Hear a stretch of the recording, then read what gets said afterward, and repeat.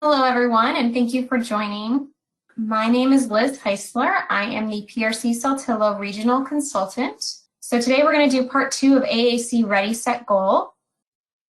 Again, you'll want to make sure you have that handout packet like I mentioned. You'll notice that you don't have the copy of the PowerPoint slides. Instead, we've given you a very comprehensive packet of the resources with the hope that you'll be able to use this to create meaningful goals today and in the future that will be as individualized as your clients are. This handout is the same, again, as yesterday's, but we'll be kind of getting started around page 24. So I'll let you guys know when that is. Get there. Just some information and disclosures about me.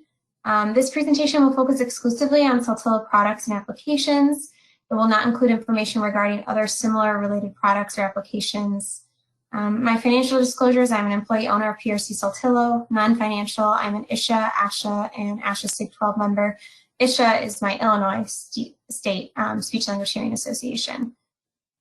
Next, we'll move forward with just the agenda for today. So as in part 1, as you remember from yesterday, we started with that AAC goal framework. We reviewed that case study, and we reviewed 2 of the competencies.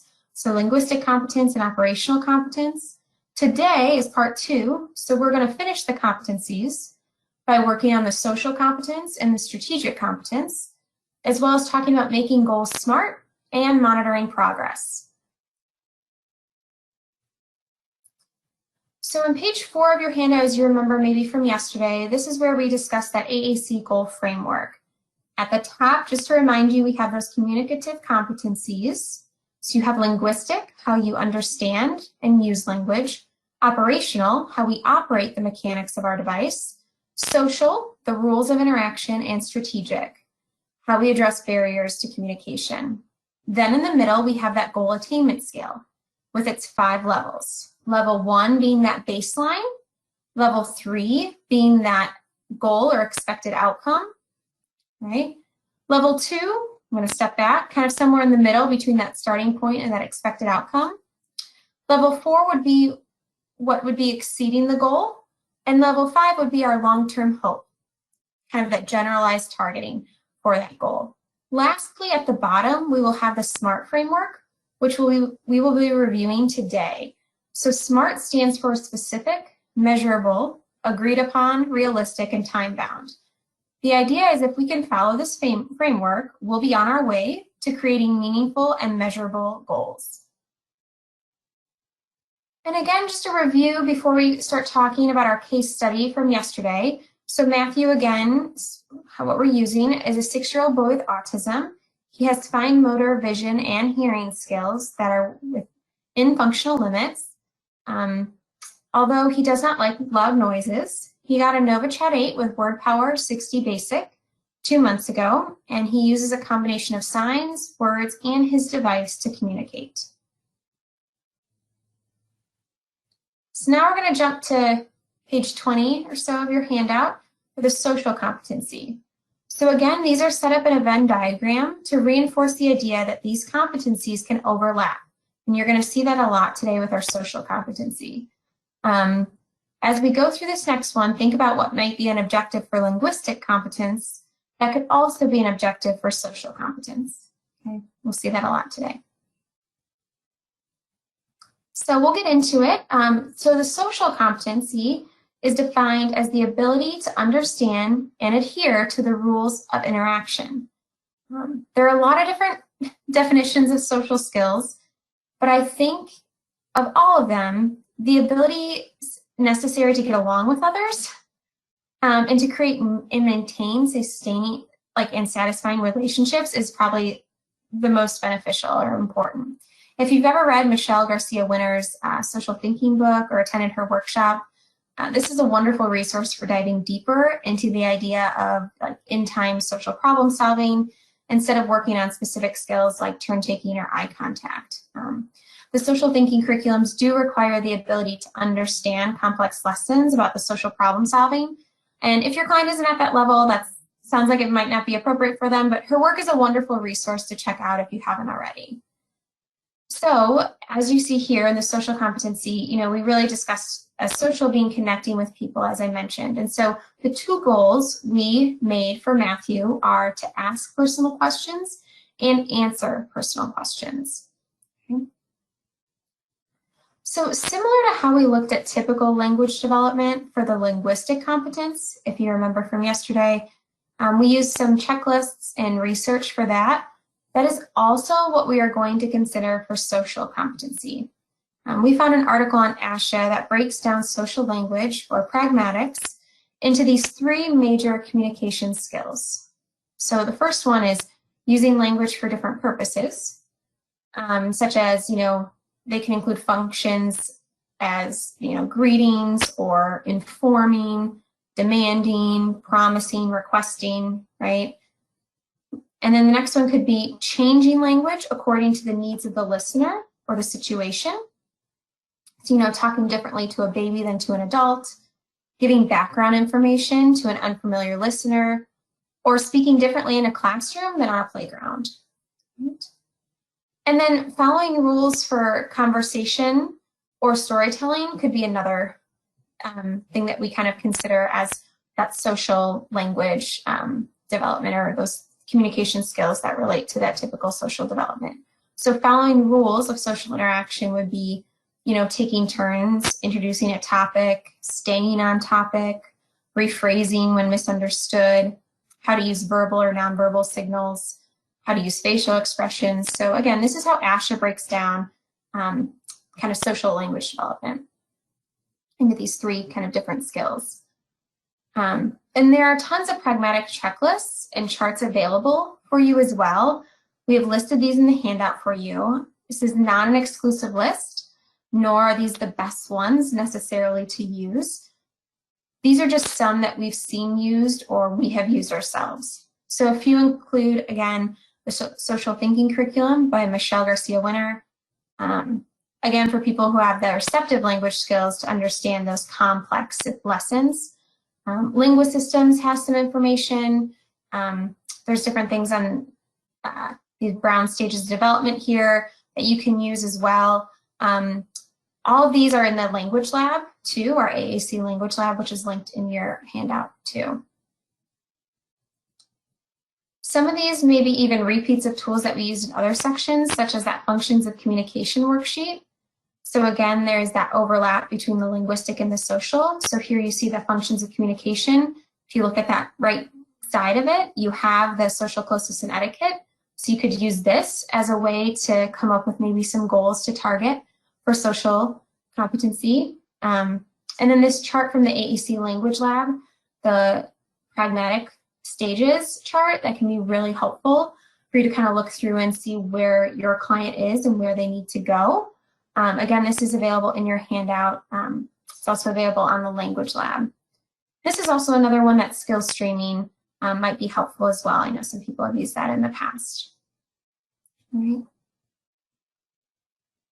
So now we kind of look at all of those different pragmatic checklists, look at how ASHA defines that social language development, and we kind of highlight where Matthew is currently demonstrating skills and select objectives based on that.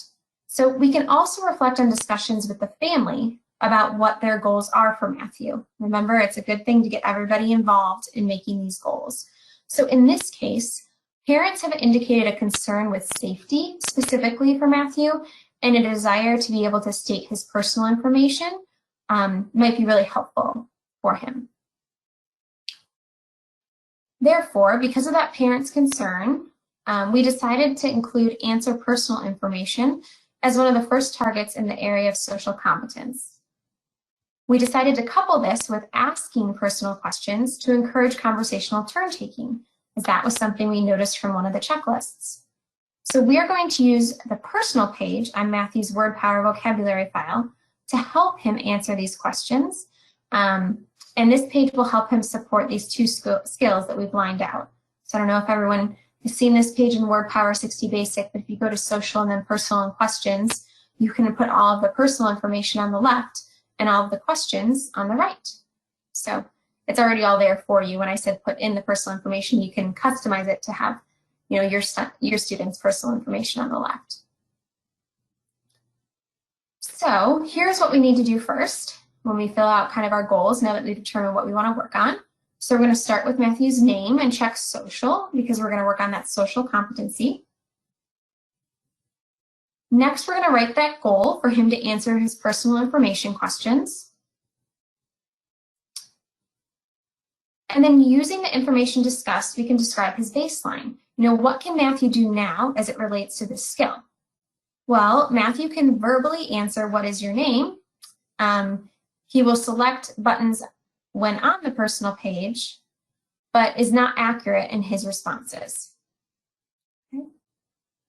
So based on that baseline info and Matthew's learning style, we can decide where he can be expected to achieve during that IEP year. So we decided that, yes, he can answer maybe some of those verbal questions, like verbally, but we need some more questions, let's say, when he's out and about for safety reasons. So maybe it's like where he goes to school or different things like that, or where he lives. So Matthew will answer 5 personal information questions by selecting pre-programmed messages from a field of 5 on an About Me page.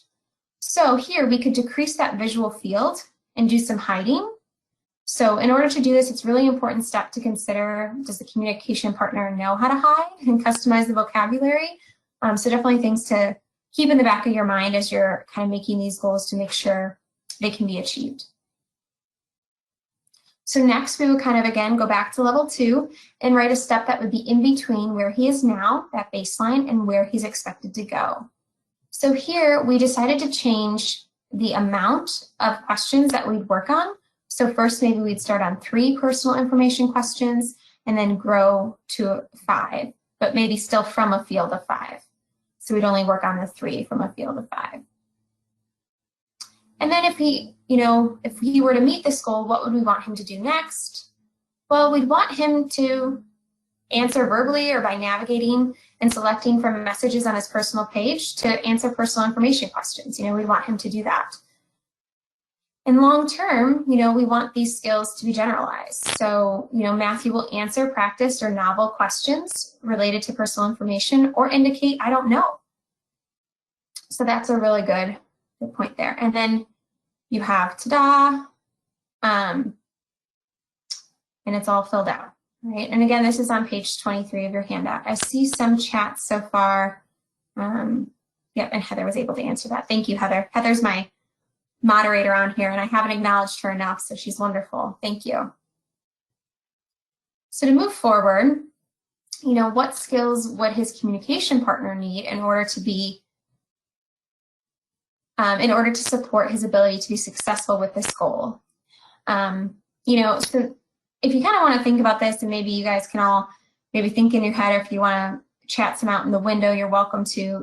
We know that very important step we must not forget is, what does that communication partner need in order to be successful? So I think the communication partner is going to need to know how to hide and show answers, because we said only from a field of 5.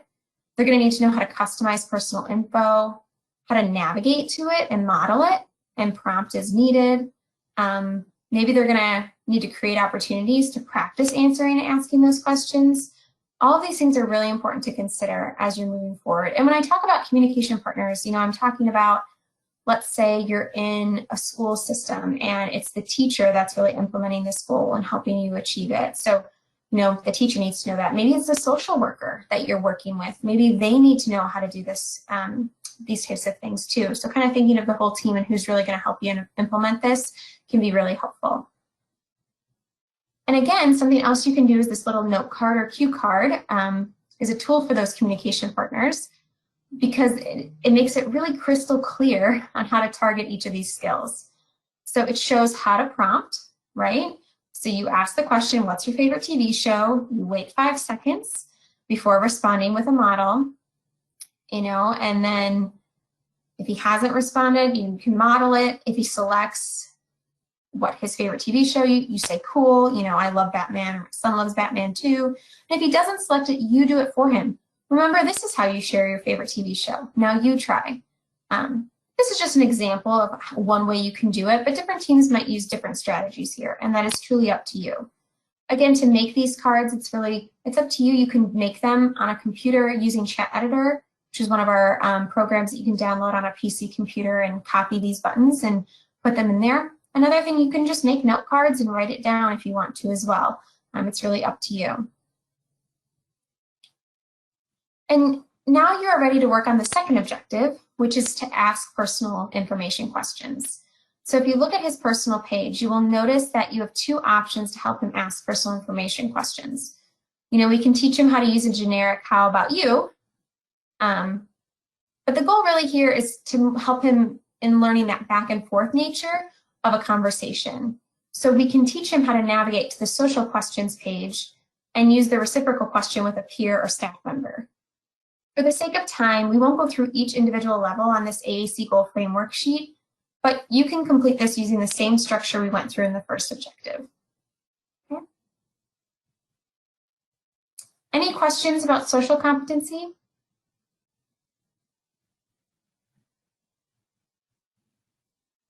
Well, feel free to let me know and we'll continue on. All right, so now that we've finished with social competency, we're going to move on to strategic competency, which is our last competency that we're going to talk about today. Strategic competencies are actually the use of compensatory strategies to overcome environmental barriers, restrictions of the AAC system, or personal limitations. These compensatory strategies may be temporary, used for a time while the individual recovers or learns new linguistic, operational, or social skills, or these compensatory strategies may be required long-term in situations where there are limitations that cannot be remedied. For example, an introductory statement to explain a device, my name is Sarah and I had a stroke and now I use this to help me speak, is one of those instances. So we can see that, the two goals we decided for Matthew would be to use an introductory statement to explain his device, but then also to use a low-tech board for outside and water-based activities. And I'll kind of tell you how we got there. So to help you visualize what this might look like, you are learning strategies to overcome obstacles due to any of the following. So you might have an environmental barrier, there might be restrictions of the AAC system, or there might be constraints related to linguistic, social, operational components, okay? There may be times where you decide to wait to focus on strategic competencies, or there may be situations in which the strategic competency is the most important thing, okay? So similar to operational, there aren't, formal assessments or checklists for what skills are required. In your handout, you'll have this brainstorming tool, and this is what we will use today for Matthew. Again, I just have to point out that this brainstorming tool is not intended to be a comprehensive list, nor is it intended to be a hierarchy. So these are ideas and need to be considered individually based on the person using the device and what is most functional for him or her to do.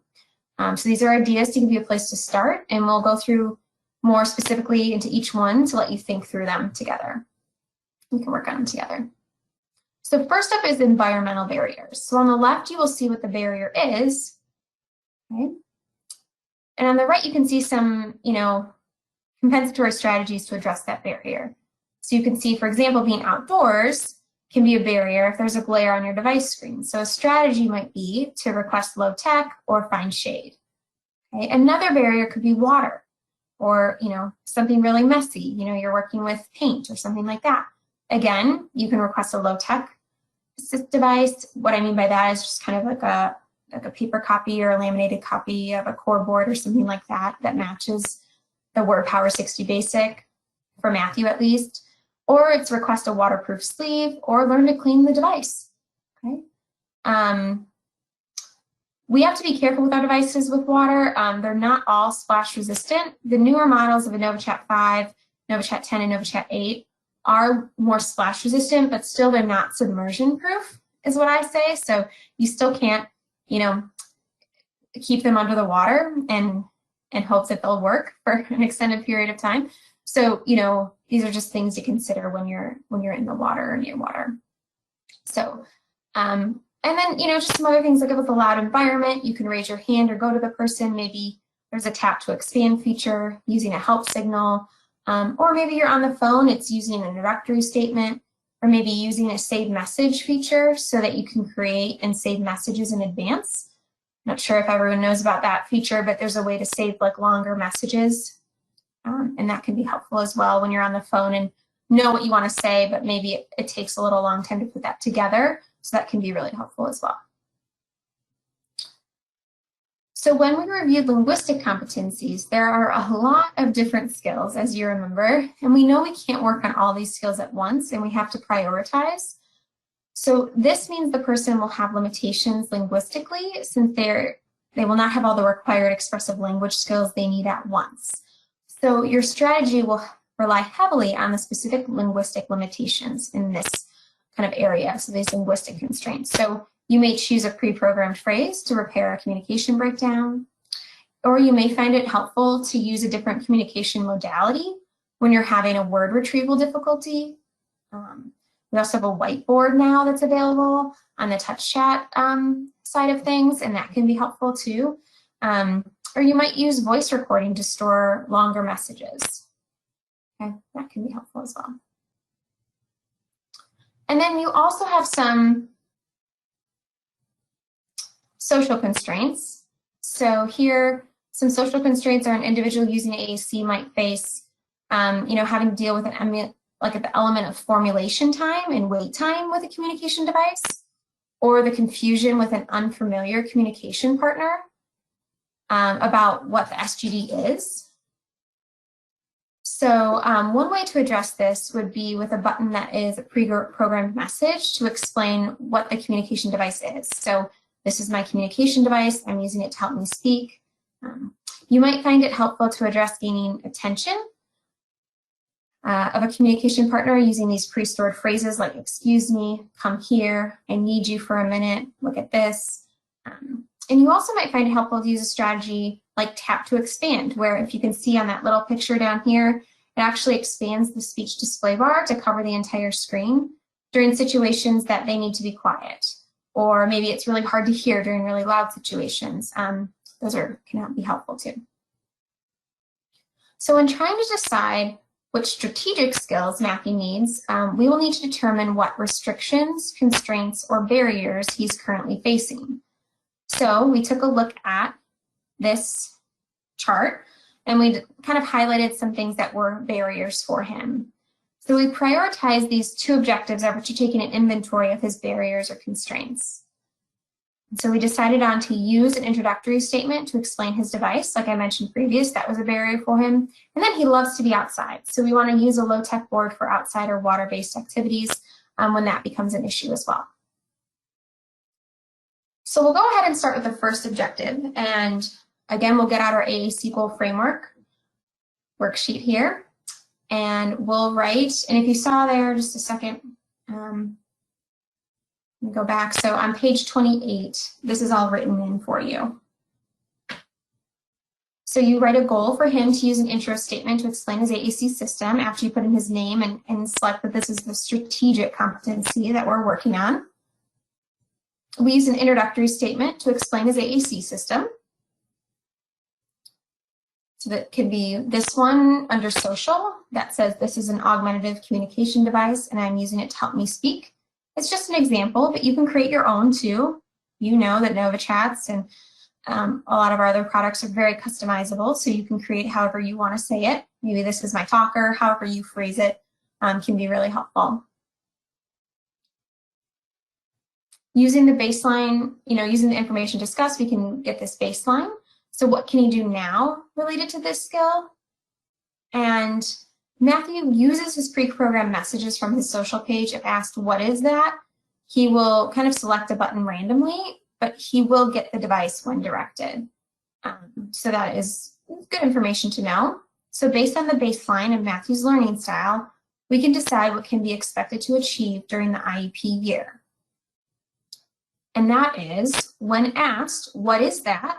Matthew will navigate and use an introductory statement to explain it to 5 different people. I love the way this goal is written because I think it's important to think about that. I'm sure, I remember being at SLP, students could always do, stuff with me right? They could always complete their goals with me, but it was when they did it to other people that maybe it was harder for them. So I love the idea of, going to the secretary or other teachers or, people that he may not interact with all the time and kind of cueing them to ask, oh, what is that? And then he could tell them. Really could help his confidence too. And then now we can move on to level 2. So we'll write a step that would be in between where he is now and where he's expected to go. Remember, we need to consider what level of support he'll need, the number of target questions, and the number of activities as example parameters. So here we decided that he will do it to 2 different people to start with 1 gestural prompt. So we'll give him some prompting to be able to do that, and just to 2 people to start. It's kind of that in between, that baseline and goal. So if he were to meet that goal, what would you want him to do next? And we decided we'd want him to use that introductory statement to explain the device to a variety of people in a variety of environments. And then our ultimate goal for him, if we think about it, we want this skill to be generalized, right? So we want Matthew to use an introductory statement to explain his device when asked or to self-advocate. If a peer touches the device or somebody, might ask why it's taking so long for him to do something, just knowing that he uses this device and is able to self-advocate. And there you go. You've finished your AAC goal framework for our first objective of the strategic competency. So remember that in terms of targeting this goal, it's, again, really important to consider that communication partner. So we can think about what skills would his communication partner need in order to support his ability to be successful with this objective. So I'm sure maybe some of you are thinking about some of these right now, but if you think, so just like the other ones that we talked about, we want to make sure that our communication partners are creating opportunities to practice using this statement. Make sure we customize the statement if we want to. Remember I said maybe we call it a talker instead of a device or whatnot. And you know how to navigate to the info, to model it and prompt as needed. So I think those would be some communication partner skills that we would that would be really necessary. I really think that creating opportunities to practice is also just really important to think about and how you would do that, kind of have a plan set up. So this is a tool for other communication partners. So your paraprofessionals, your teachers, anybody who's working with parents to say, first, this is our strategic objective, our interest statement for the Nova Chat, and then we ask Matthew, what is that? And point to his Nova Chat. We wait 5 seconds. If he doesn't respond, we point to social and point to, the device. So we do it for him and wait 5 seconds again. And then if he selects it, we listen and respond naturally. That's neat. Thanks for telling me. I love it. I like that. If he doesn't select it, you push it for him, listen and say, I think this is your Nova Chat device. It helps you tell me what you want. So again, you can make this using Chat Editor or however is best for you, but hopefully this gives you some ideas of things that maybe you can use in your classroom or clinic or hospital to send home for parents. Let's move on to the second objective. The second objective is related to using a low-tech board during water activities. Low-tech backup might be this PDF core board from our website or a customated book using the template on saltillo.com, again, in our chat corner section. Or maybe it's just a few pages printed from Matthew's vocab using Chat Editor. It can really be, whatever you want it to be, that low-tech backup. For the sake of time, again, we won't go through each individual level on the AAC framework sheet, but to start us off, we can look at level 3.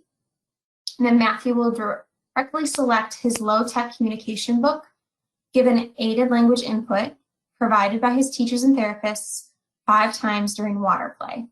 Okay? So just some things to think about. If you're worried about, the actual, or getting the actual low-tech boards, I think, Heather, if you don't mind maybe posting in the chat window, maybe the link to get those low-tech boards from our chat corner, just in case you need them. That would be helpful. Thanks, Heather. Appreciate it. Well, Heather does that. Do you have any questions about the strategic competency? Has anyone ever had goals that targeted that before or thought about targeting it?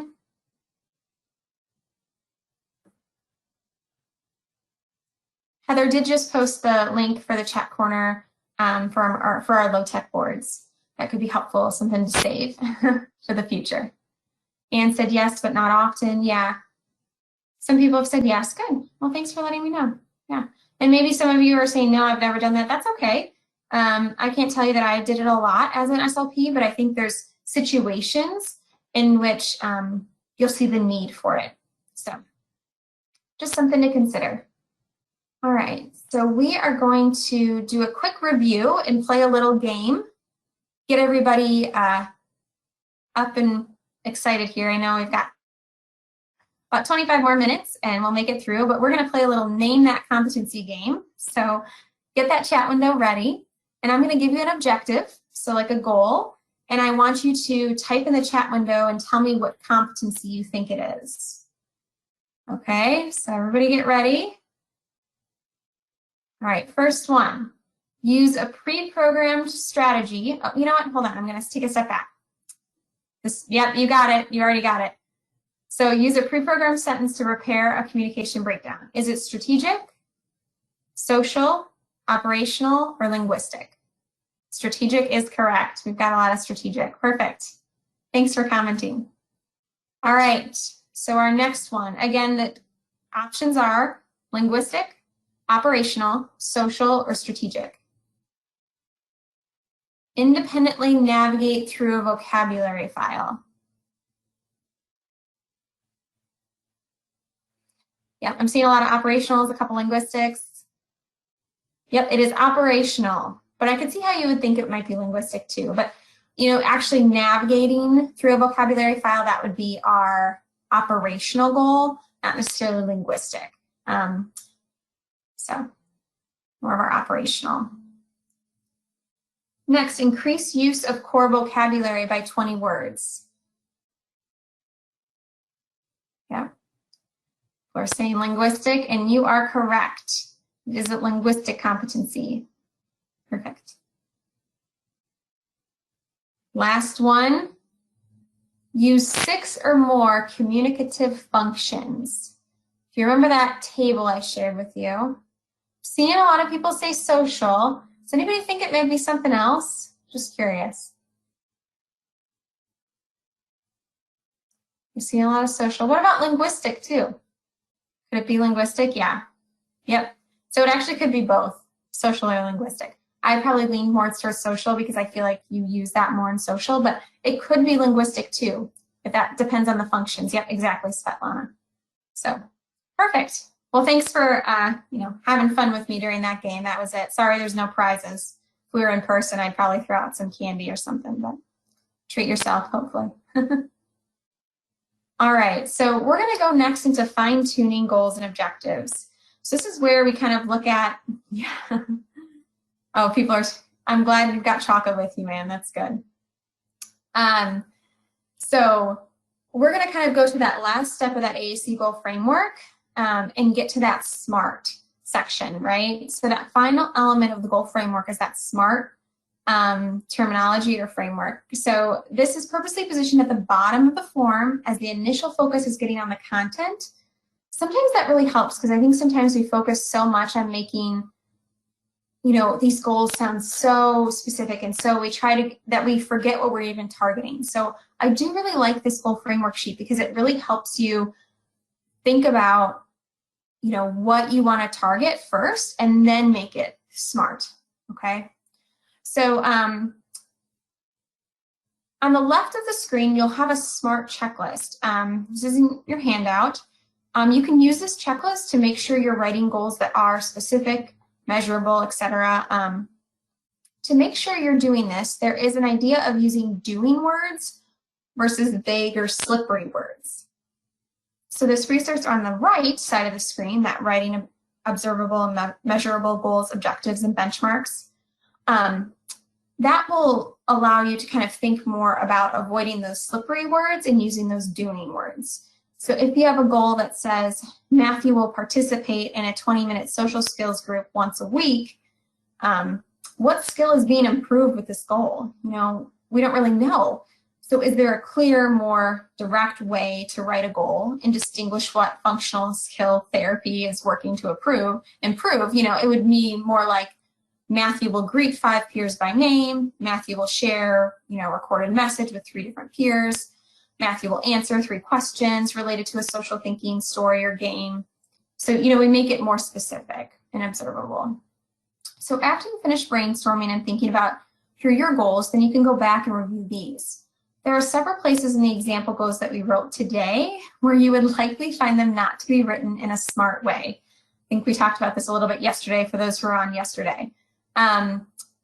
This was intentional. We didn't want to get caught up, like I said, in the details at the beginning, because that often can kill the creative process.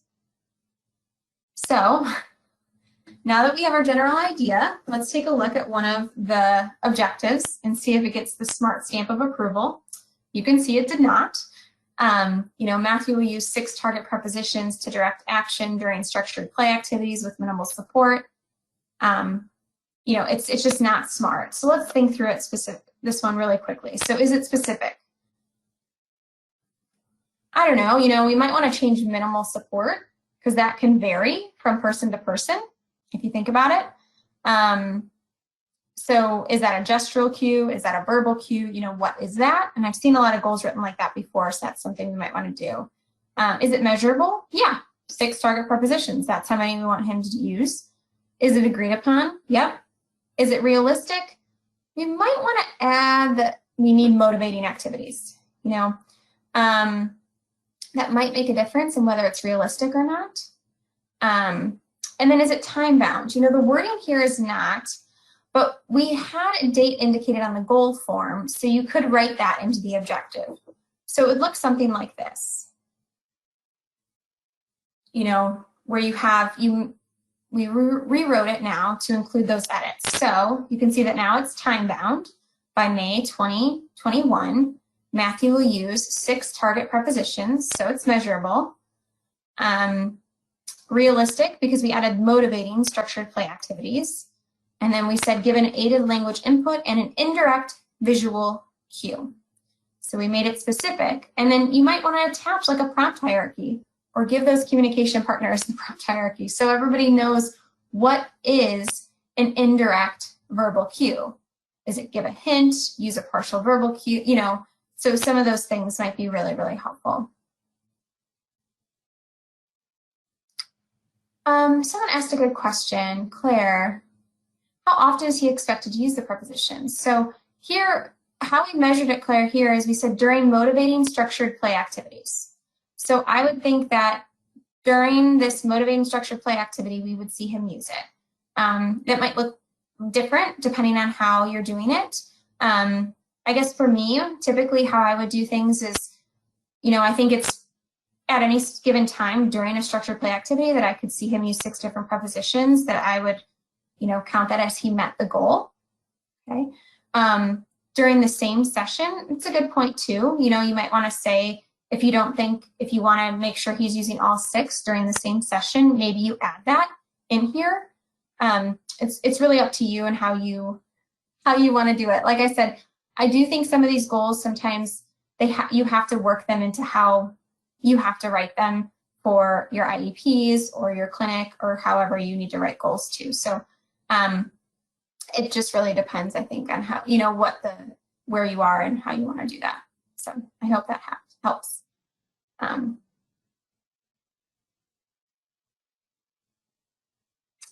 So on page 30 of your handout, we have a list of these 4 goals. And these are pulls from the examples we've worked on today. So the goal is to make the original goal, no pun intended, SMART. So we've already done the first one together. And here we even said like what target prepositions we're working on. Whoops, I apologize. So if you can see up at the top, we already are put like what prepositions we're working on. So that might help you there, Claire, to think about how you want to do that. Yeah, and I just got another question. What's an example of an indirect visual cue versus direct? Good question. So I'm going to just take a step back here. So on this prompt hierarchy on the left, and there's a lot of different prompt hierarchies out there, so I encourage you to use, you know, whatever you use. But the indirect verbal cue would be to give a hint, use a partial verbal cue, ask what they think, use an inviting expectant pause. Those would all be indirect verbal cues. Direct verbal cues would be more of like directly tell the individual the possible messages they may want to share. So that would be, more direct. I hope that helps. Thanks for asking. Sorry to go back, guys. Want to make sure I get some questions while we're looking at it and targeting it. So if we look again on your handout, you'll see that we have all these original goals that we created, and then we need to make them SMART, so we're going to rewrite them. You might have already started highlighting some things you'd want to change or things like that, especially after our conversation yesterday. But remember, we're trying to walk the line of being specific and not vague, but also not spending too much time going down a rabbit hole of details. I think we've all seen goals where we don't really even know what it's addressing because there's so many details in that goal. So it's just something to consider. If we had more time today, we would go through each one. But really, we're going to leave the remaining 3 for you guys to do for some self-practice. And you can really start by highlighting those things that you need to change in the original wording, and then brainstorming how you want to rewrite that.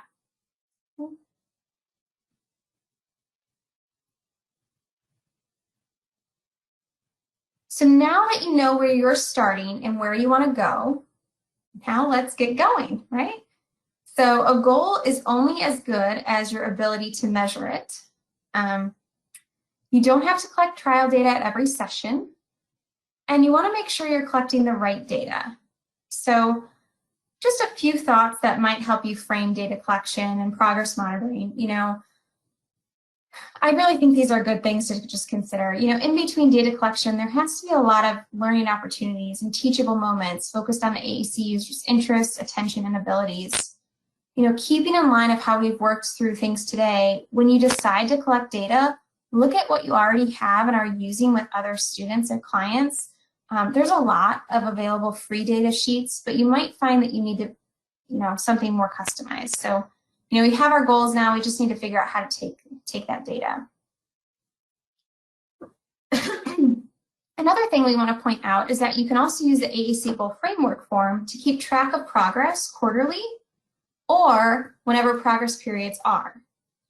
We also love the simplicity of bar graphs using the different levels on the goal form because you can quickly visualize how many objectives have been met, exceeded, or are still at level 1 or 2. Again, you can see beyond, did they meet it or did they not meet it, and see some more subtle progress. You have some of these blank progress charts in your handout. But as you can see on the left, we just wrote that this is when we want to get that goal met, and we just wrote it right on that goal framework worksheet. Or, you can create bar graphs if you want to as well. If you're pretty tech savvy, you can do that in Excel or something like that. You can also find a lot of data sheets online. You can check out practicalaac.org. Really is a great website if you haven't been on it. You can also search for data collection sheets on Pinterest. Lauren Enders, if you know her, has some really nice ones for AAC, so that might be helpful too. So, what we offered today was a brainstorming tool to use the resource and materials that you already have. Everyone has a different approach and something that works for him or her. If you would like a more systematic approach, there are a few tools out there that will help you monitor progress and identify and write goals in a more systematic way. These would include the Communication Matrix. That's a free assessment tool that helps families and professionals easily understand, what is the communication status, the progress, and unique needs of anyone functioning at those early stages of communication, or using forms of communication other than speaking or writing. There's that AAC profile. It is $70, but it's organized by Communicative Competencies, so it might go along with our goal form in this training. The quad profile is also a free and nice baseline tool.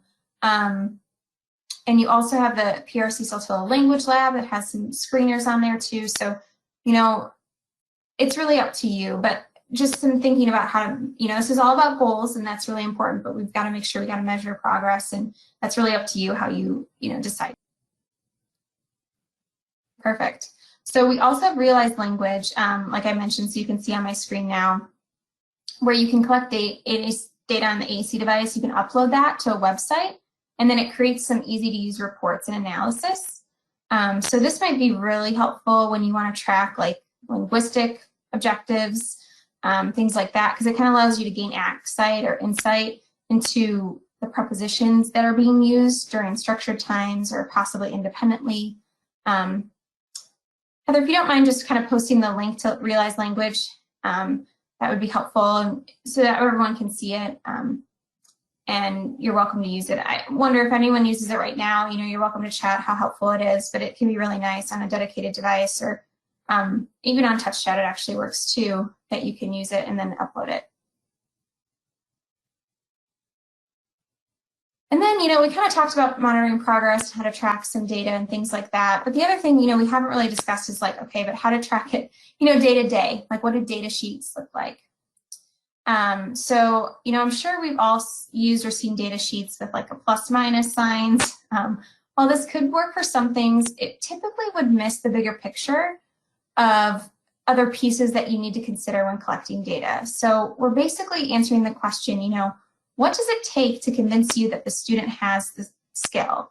So will the SGD allow the student to do more, like that quantity of what he already does, or do it better, the quality? So we have to look back at our objectives and kind of say, how is it going to be measured? Like I mentioned all the time, right? Is it through decreasing the levels of prompts or the number of words? And then you have to consider, all the different variables that might come up, the obstacles, the frequency of how many times you work on this, who's going to collect the data and what format might work. There's just a lot of stuff to consider. But data can be helpful to measure a goal, because it can really help us identify, is it appropriate? Is the child motivated? Are we working on it enough? Is it affected by the time of day or the person or who else? So it might be helpful to take all this information so that we know some of these at the end of the day. So to capture this, it's nice to have some type of data collection sheet. The type of sheet you use will likely be influenced by the goal itself. In this case, you look at that preposition objective. We can look at the measurement of change. We can look at who's implementing it. We can look at different obstacles. Maybe it's motivation, lack of opportunities. Maybe it's the frequency, how long we do it. Maybe there's different formatting things, like maybe we need to do customized data sheets, or maybe we need to do a video to show what he's doing. So your data collection sheet does not need to start out as a beautiful work of art. I always tell people, you can start by creating your own, and it takes into account what information you need to measure. You can see here, sometimes it's just pulling out a piece of paper and, writing down whatever helps you to do that. And then what you can do is kind of think about how it relates to Matthew. So, we talked about his linguistic goal. His objective is to use 6 prepositions. We have the student as Matthew. The collector is SLP. And then we talked about, okay, it's pop-up pirate, we're targeting in and out. And he did it 10 times and was engaged. And these are how many trials we did. So that can be helpful. So what we did is we kind of included that written out one into, maybe something that looks a little bit easier to read on the outside. So this is included in your packet, and it's a computer-based version of that data sheet. It's general enough that you could use it for multiple objectives and goals and students. So you can kind of see here, what you see is you can put the activity up at the top, and then you can kind of do the probes if you want to down at the bottom for how many times they did it. Here you can kind of, under support, you can do the measurement of change, like whether it was aided language input, or verbal prompts, or indirect visual prompts. You can talk about the obstacles, like, oh, they're tired in the afternoon, or they didn't really like pop-up pirate, like it wasn't fun. Some things to think about, which I think is really good. And you can also collect who's collecting the data too, which could help you as well. So that's really all about data. So we've kind of gone over all of our goals. We've made them SMART, and then we've talked about how to collect data and track progress. We are here to give you ideas and resources. give you somewhere to start. You know, if we go back to our original goal of today's training, you know, it was that map. We're kind of giving you a map of somewhere to start, and hopefully we can get you to the end here today. So we're so glad you're able to join us. Please let us know if you have any questions. We always say dream big, start small, act now. You're welcome to join our newsletter or follow us on social media. This is my personal information I'll put up here. So you know, feel free to Facebook or Twitter. We're on Instagram as well. That is my email address, liz.heisler@prcsaltillo.com. You're welcome to email me if you have any questions following this training. Yeah,